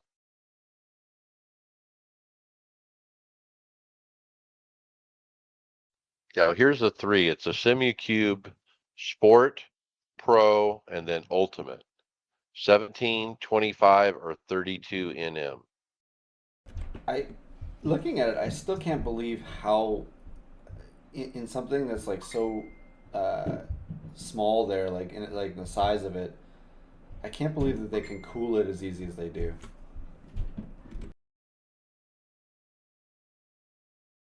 I mean, and then look at the difference in the power supplies from the three different bases. The first one is 280 watts, the other one is 450 watts, and it jumps to 1,000 watts for the Ultimate.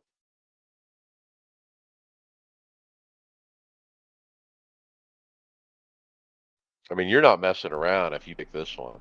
So the Ultimate has a bigger power supply than most computers that run the sim. For now. For now. Now, remind me, what does the DD1 have for force? 20, I believe.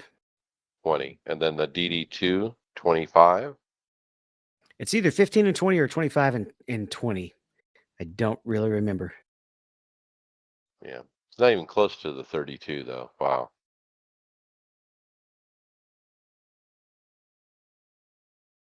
Well, who wants to pick up the Track Racer TRX update?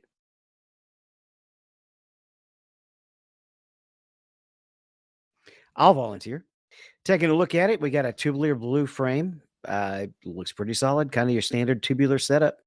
It doesn't have that post in the middle. It's got extra bracing around the junctions of the tubular to give it a lot more rigidity.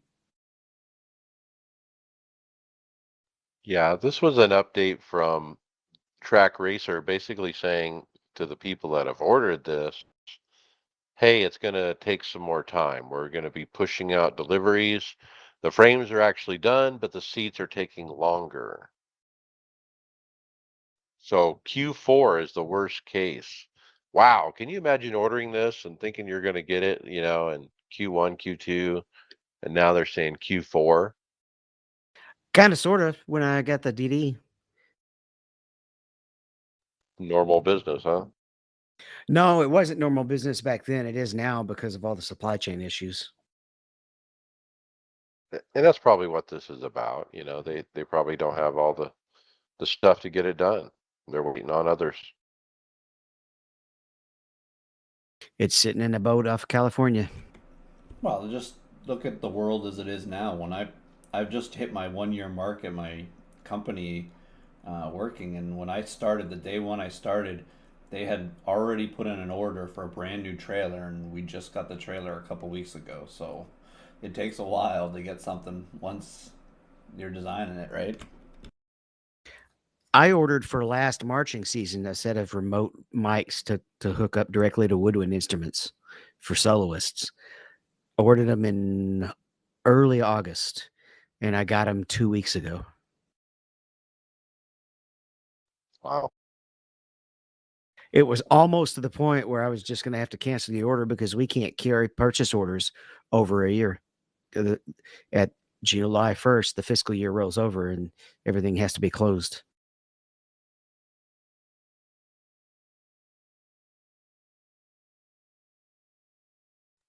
Something else coming soon is the DSD P8R.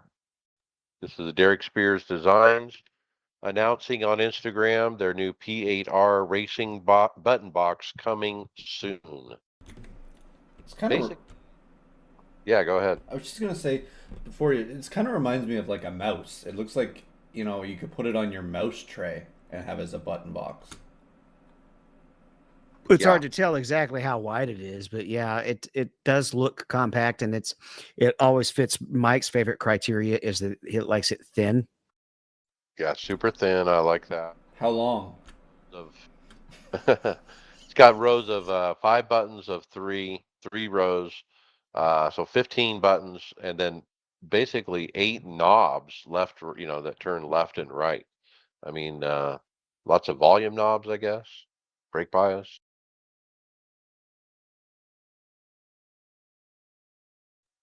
A good His simple layout. boxes always have a certain look to them. Simple, plain black. No labels, nothing like that. I'm all those labels. That's the heartbreaker for me, in VR.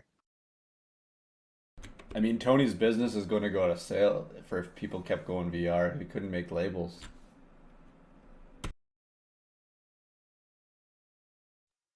Yeah, I think I got. I was Go gonna say, ahead. we've talked about one similar to this, and I thought it was the same, but then going through the pictures and stuff, no, it's not. But yeah, just very obviously this would be absolute hell for anybody running VR. But yeah, very, very plain. It's not no, it's not too bad. I have 3 rows of buttons on both sides with mine, and you just build muscle memory just like you do with the keyboard. You just kind of know what every key does. You just do it by feel. It doesn't have that look though that I've been going for. With it's got that 3D printed look.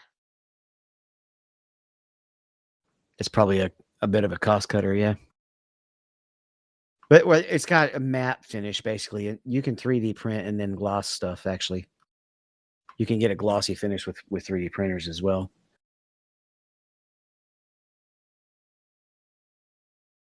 Well, how about the V&M pedal review, Mike? Well, we talked about V&M review last week with their pedals, and now Sim Racing Garage has their review. So they're actually making the rounds. Basically Barry says at the end under the final review that he has trouble, that it worked okay with threshold braking, but as he transitioned from threshold braking to trail braking, he couldn't find that sweet spot and he couldn't get them dialed in. And he said most people probably would be okay with them, but he had a problem with them as far as that went. But other than that, he didn't have a lot of negative stuff to say, that I heard. I haven't. Sorry, David. I haven't watched it. Was his problem that when it came off, it was coming off the threshold braking too quickly or something? Well, I didn't see the part when he was driving and talking about it. He talked about it in his final thoughts, so he didn't really say, but I presume it was just coming off that threshold braking too much, or not enough, to get down to where he wanted that trail brake part. It looks like, just glancing at the final thought section of the video, that the brake pedal has a lot of travel, and that just always makes if you're having to transition to trail braking with a brake that travels a lot instead of being able to feel the pressure, you're having to use a different set of muscles. Literally, you're having to lift your foot instead of just let the brake lift you.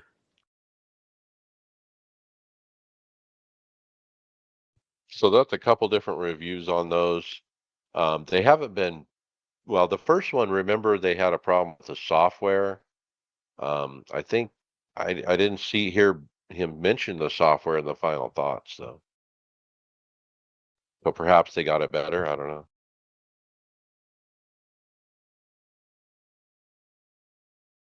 All right, Greg, we have Probably, go ahead. I'm sorry, probably a wait and see on those before I'd buy them. If you buy pedals, you better be buying hydraulics at this point. Right. So, Greg, BMW M3 GT 2 upgrade. Sorry, I'm just opening the link here. It wanted me to do the the cookies for the site. But so the BMW GT2 version 2 of the Fanatic steering wheel is coming out, and I'm just trying to figure out what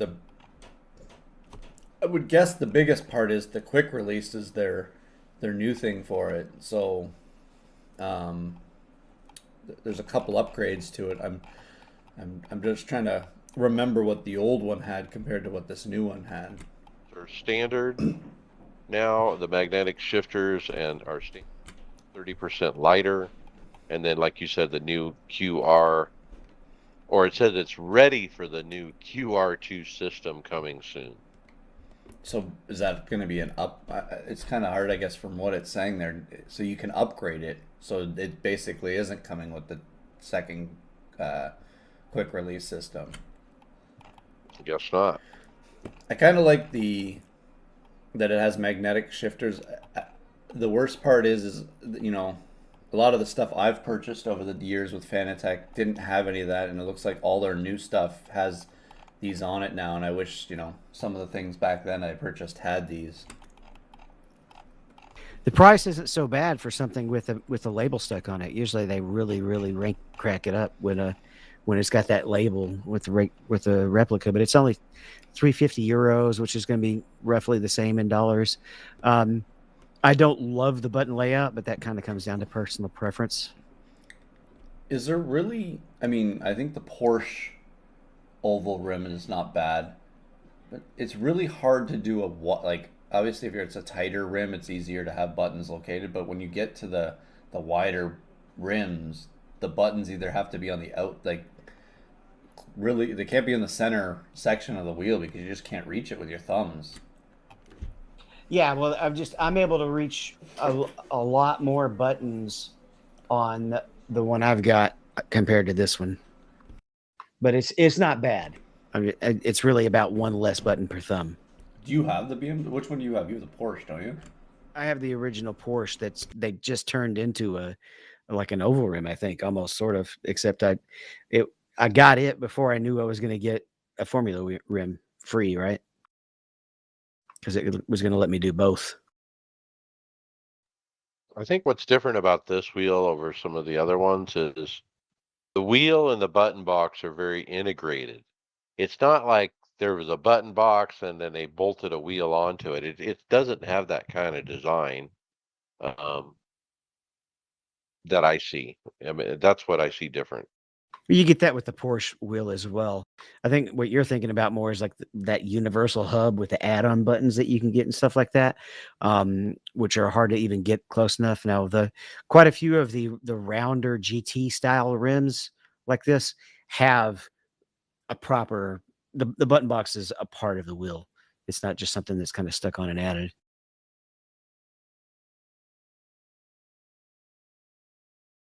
If you like smaller oval wheels, this is a good choice. So magnetic and 30% lighter is what I got off of that in the new V2. Well, Mike, you may have waited too long to order your Formula rim. Do you think? Looking at this DSD. Well, I don't know. I mean, no, I got the right wheel. But if you're on a budget, maybe this wheel could be for you. So Derek Spears is busy designing stuff. When he gets on a roll. But he's got him a LMS Bluetooth wheel, he calls it, and yeah, I mean it's got some carbon fiber look on the front of it. He's got big old grips, and of course his style of buttons on it. You know, he's got 4 knobs and a bunch of red push buttons. No labels, pretty plain looking. It doesn't show the back of it or how it mounts at all. So that's kind of a concern, but it's not for sale yet. It's just something he's working on. I don't want to be critical of it because obviously it's just his first design, but it seems like something you would order off of Wish or something like that. It's very, very, very simple. Or 3D print, like you ordered it from a 3D printer. But on that same token, it's got a lot of buttons, a lot really packed in close together. It's literally a button box on a wheel. All he needs is to throw a hat switch on there or two.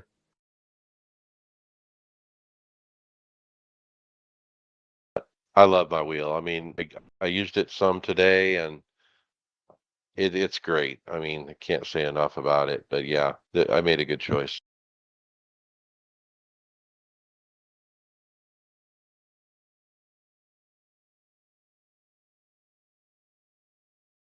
All right. All right. Well, let's jump into results. NIS. Let's talk Charlotte. David, P8. Yeah, something weird happened here, and I'm not absolutely 100% sure it was a glitch, but I pulled into the pits on a green flag stop and only got left side tires. I thought it was a bug, but I think at some point, I don't know why, at some point I had cleared the tires, maybe thinking I was going to have to go back in for something or something, and then a little bit later decided to make a tire adjustment on the left rear, and then that's what made it just take lifts. So it may have been set to not take any tires at all, and I just realized it too late and had to run the whole rest of the stint. We had 3 stops without cautions at that point, basically, or 2 stops, 3 stints. So I had to run a good chunk of the race on old right side tires. I think I ran the right sides for basically about 100 laps. And then on the last stop, I had to take only right sides and leave the left sides on there. So I probably would have been about 5th or 4th, but instead 8th, but still a decent finish. All right. And I ran. I was pretty uncomfortable at the beginning. I was letting people go. I kind of went to the high line, let people go into the low lane. I wasn't fading much, just a little bit. I just let my teammate Tom Dreiling go by, and came into turn 1, and there was a car sitting perpendicular sideways against the wall. And I was in the top lane. By the time I saw him, I turned left to go down. The car went left, but I just barely clipped him, and then it hooked me into the wall. So I had some 15 minutes damage or something. Sat there for 20 minutes or however long and got it fixed. Went to pull out, and the car wouldn't even roll out of the box. Now, I actually drove it into the box before repairs. But after repairs, it wouldn't even roll out of the box. I mean, I couldn't even figure out what in the heck was going on. So, boom, I'm out. I parked it. That's actually a glitch that happens sometimes, yeah. Where it just will not let you out. It's a bug. How did Tom finish? Do you know? He was gone by the time I finished, and I didn't hear him say he was leaving. So don't know. He probably dumped it. All right, let's go to Thursday Open. David parked it. Yeah, first days they're off, I was like, all right, I'll run it, and it may be even funny if I'm still in the race when the show starts. But on the second run, about 100 laps in, I just got a little too too impatient with getting off the throttle when it was tight, and just dinged the wall just barely. But this broken damage model with these cars right now, you scrape the wall, and suddenly your car just can't go anymore. And I'm not talking about a hard hit like the hit that brought out that dumb caution even, but it was just you just scrape it any at all, and it slows your car down. Okay. And then overcompensating for that, then I actually slammed the wall hard a few laps later, and was like, I've already got the finish, and I got the show coming up, so I parked it. Didn't want to endure that for 400 miles, or another for 600 miles. Yeah, I'm gonna run Friday night and hopefully get a finish. Man, my luck is horrible. Okay, I've been running some road stuff. I ran some Formula V again, and I kind of realized that's too low for me. I need to go up another notch. So I bought Skip Barber car. And then I ran Skip Barber in AI at Monza and Spa until I kind of felt comfortable. And then today I went ahead and jumped into official racing for Skip Barber. I had to buy the track, the Nürburgring, um, Nordschleife, as they call it. Wow, what a fun track. I had no idea. I mean, it really reminds me of Mount Washington, like a point to point kind of track. I know why you like this track, because it feels like you're on a track that you've never seen for a whole. Yes, there's no corner I ever recognized. It's just like every race. Yeah, it's like a point to point race is what it feels like. I like to see what David did there, and Mike just went right through it. I was referring to the fact that you rarely practice. Hey, I had fun with it. I mean, when I got into the practices with these people that were in the practices, I mean, I had fun trying to like stay behind them and see if I can catch them. And you really have to keep speed up in these cars, and it's a matter of how much do you slow down versus how much you're speeding up. Yeah, which car did you run? Skip Barber. See, Okay, I had to learn it in a GT, and oh, it's just so hard to memorize. The toughest thing is to remember which corners are high speed corners and which corners are slow speed corners. That's really get into trouble. and some of it with the scenery, you're trying to remember which corner you're coming to, too. Like what's at the end of that straightaway to the other straightaway. Because sometimes you got a long straightaway that has a sharp turn at the end, and then some of them have a quick kick, and you can go through it wide open. Yeah, so as you're coming up to the corner, you got to remember: do I let off hard, or do I just coast around it, or do I flat out through it? And eventually, you just had to kind of memorize a certain set of mile markers, or it would have kilometer markers, and that was what I had to start using to remember which sequence or which part of the track I was on. See, the best system to memorize. So I ran the race. I was car number one. Ouch. Started third.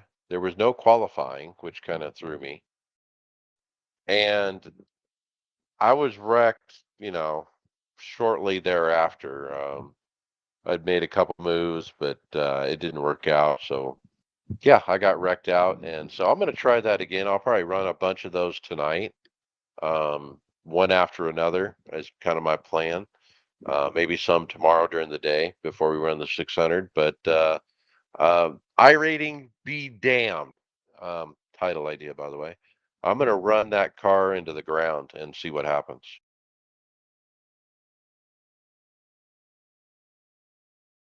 All right, let's jump to the league race. David, P6. Yeah, I had a little bit of self-inflicted nose damage, or on the right side, kind of towards the end. But this really ended up being about all the speed that I had. I don't remember much else about this race. I mostly remembered the open that we had before. All right. And I got wrecked out. Did it? Oh, that's right. That's right. And I actually had P5, didn't I? Now that I'm thinking about it, because you were P8, weren't you, or P9? So Yeah. it was P. Yeah, there was a caution that fell at a place where you could pit or not, and I went ahead and did. Uh, and I think I might have only taken fuel. I don't remember, but it basically allowed me to make it on one less stop than the really fast guys. Uh, so that's where I beat quite a few people. And this is the All-Star race too. That's what it was. Now we did have a what an idiot award, and we don't say specific names, but on one restart, somebody decided they were going to pit from Oh no. from the pole on the restart with the whole field bunched up, and he took out about 6 cars. Sure, he apologized for it, but he still gets a what an idiot. Yeah, I just I didn't say anything towards all of it, but I'm just trying to think of why were they pitting on lap 50 with 50 to go when they didn't have to. Like you could have run like 10 laps. Like you wanted to split it to have tires because I think even if he would have pitted there, he's going to have to go 50 laps on those tires.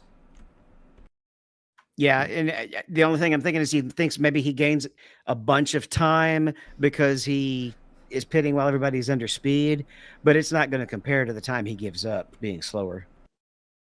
Well, and I don't know. It boggled my mind why you'd even try it there, but I mean, at least he owned up to it, but it's just there's it's frustrating because it took out some good guys too. Yeah, he did own up to it, but that doesn't mean we can't make fun of it still.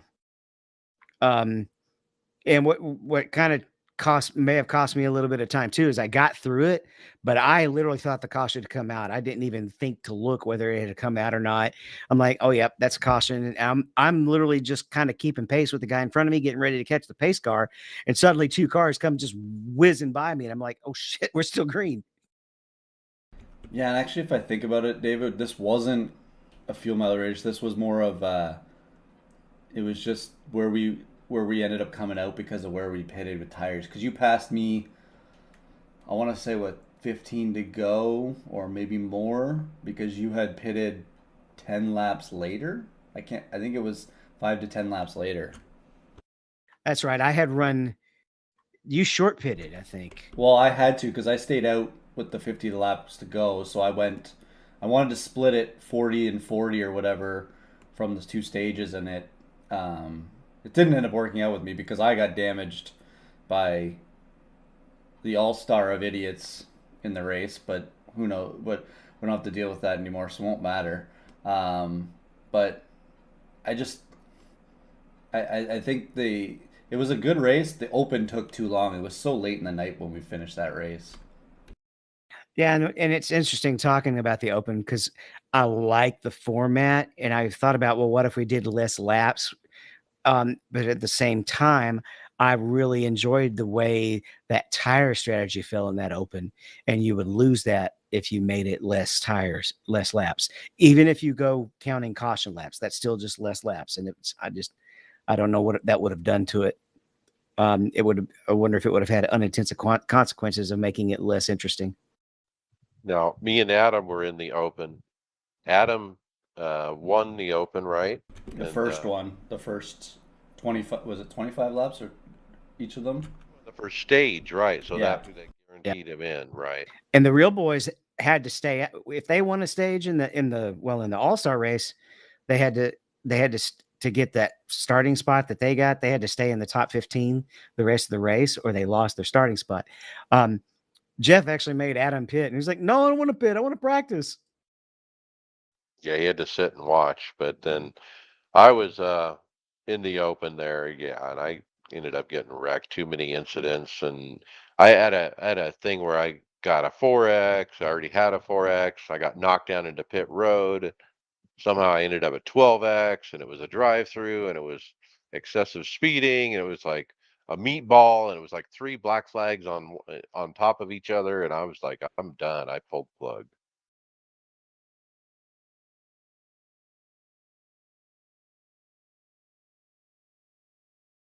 And that's it. Let's go to final thoughts. David Hall. All right. Gonna be doing a lot of racing, but I'm not gonna literally have the stream up all the time because you know, a 0.8 average viewer is better than a 0.5 average viewer. So I'm gonna try to create a little bit of exclusivity. Now, literally, I just mostly throw it up for the two teammates and mom that watch. So there you go. Keep it going. Just keep it going. Greg Hectus, final thoughts. I got sorry, I got the Get Her Done GT3 series, which is this next season starts tonight, season 3, which rolls over into the European side of racetracks. So we're racing at Zandvoort tonight, which I have not raced in a while, and I'm thinking I'm going to change from the Lamborghini to the Mercedes and try it that way for this season. But they have changed up the format for this race, so it's not an hour and 10-minute endurance race anymore. They're splitting it up into 30-lap heats. So you get points from the first heat, and then wherever you finish in the first heat, they invert the field and then give points out at the end of the second as the finish, and that's how they're doing it to maybe drive. I think what they were trying to do is drive some incentive, because if you wreck out early or if you spin off the track, it's really hard to make up positions and gain points and stuff in it. So they're thinking that if, instead of throwing a caution where everyone knows a caution's coming out or something, I was thinking of asking David for his system, or even maybe showing them that system for the cautions for incidents. But I'm going to see how this season plays out. Maybe I'll offer it to them for next season to see how they do it. That sounds like a pretty good idea too, and I would like for you to ask them specifically how to set up the heat race to do that automatically, or are they just doing 2 separate races? I haven't seen how the room's set up yet. I was just about to enter in it. I have 20 minutes till the race starts, but I'm interested to see how it goes because like I said in the thing, I've been the best car on fuel strategies in these races, and I've been able to sometimes do 1 stops instead of in a 2-stop race because I can save so much more. But I'm wondering if that took that advantage from me away. So maybe I'm gonna have to just be fast now. Yeah, we'll find out exactly which buttons they click, because I'd like to know that for sure. Also, right now in GT3, I think the BMW is the most popular car, but one thing you're going to end up having to deal with is you're going to have a balance of power hit in the middle of your season. Yeah, that's what you were saying. You said wait on it, but I'm like, as soon as you start the season with a car, you have to run it for the 12 weeks. So I just wanted to try a different car and go from it because they kept saying that I had a very bad speed advantage on the straightaways, or lack of advantage on the straightaways with the Lambos, so it wasn't their best car on the straightaway. Okay, Tony Groves, final thoughts. Well, I'm going to attempt the 600 Friday. We'll see how that goes. I tried an open race the other day. That didn't go so well. So, hopefully our setup's gotten a little better by Friday. Otherwise, I might be in a little bit of trouble. Did you catch the information I sent you yesterday in chat? Yes, I did. Yes, Okay. I did. I haven't had a chance to practice that up yet, so I'm going to try and jump on a little extra early tomorrow before, just so I can run a few laps and see how that does. Basically, the adjustment I made early in the first A Open was the wrong direction. Yeah, I don't think I even ran long enough to have that become even a factor for me. So that was kind of unfortunate. But that's one of the reasons I like to run those A Opens, because I ran probably 100 laps in practice and didn't know how far off I was until I did the race. I think maybe the strategy I'm going to need to do is just start from the pits, because if my Friday night race is going to be anything like what I saw in the A Open race that I attempted, you're losing guys like for the you got cautions every 3 laps because they just can't keep the car straight. It just spins out so quick on them. And RA Open, though, we had 4 green flag pit stops. yeah, we are in 2 different worlds. Anyways, we'll see. Cross my fingers. Hopefully, I've always been able to finish the 600, so I hope to continue that streak. That's my goal. Just finish, and that should be all right. If you can finish, you'll get a good result. Pretty much, you know. Okay, so my final thoughts. Wow, road racing, the Skip Barber car, pretty fun. It's real easy to overdrive, like David was saying. You go into these high speed corners, but you do have to slow down to a speed that the car can actually handle. And if you're used to these big open wheel cars like the Indy car and stuff with tons of downforce, it's a different beast. So you really gotta finesse it. So having fun with that, having fun with my new wheel. Kyle, my teammate Pendygraft, he said that he has shipped me my parts I need to finish up the fan project. And so I paid him a little money for shipping and stuff, and I should be getting that in the next few days. So hopefully, this time next week, I'll have an update on my wind sim, and hopefully we'll make that a little bit better than it was. And with that, hey, we'll see you on the track later.